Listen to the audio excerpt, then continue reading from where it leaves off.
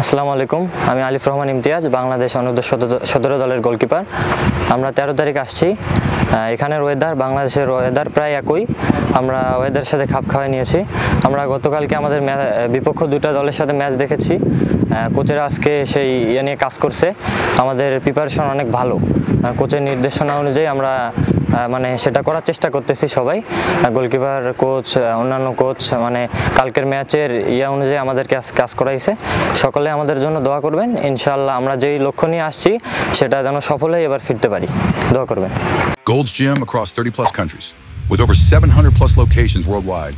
Train anywhere, belong everywhere. আসসালামু আলাইকুম। বাংলাদেশের দেশবাসীদের কাছ থেকে আমরা দোয়া চাচ্ছি।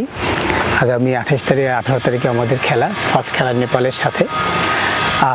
আমরা খুবই আশাবাদী, কারণ গতকালকে যে ম্যাচটা আমরা দেখেছি এবং ওদের খেলা আমরা পর্যবেক্ষণ করেছি ইঞ্চিভাবে, যে প্রতিটা জায়গা থেকে, আমি যেমন আমার গোলকিপার জায়গা থেকে দেখেছি, অন্যান্য কোচরা অন্যদের জায়গা থেকে দেখেছে।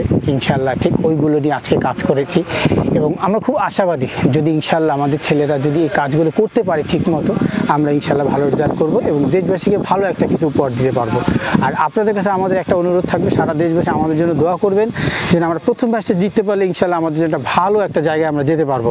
তো এই প্রত্যাশা রাখি, আপনারা সবাই ভালো থাকবেন, আমাদের জন্য সবার দোয়া করবেন। আর আমার গোলকিপার আল্লাহর রহমতে খুব ভালো অবস্থানে আছে, যেটা আমিও দেখে খুশি এবং আমার দেশবাসী সেটা দেখতে পারবে 18 তারিখের ম্যাচে ইনশাআল্লাহ।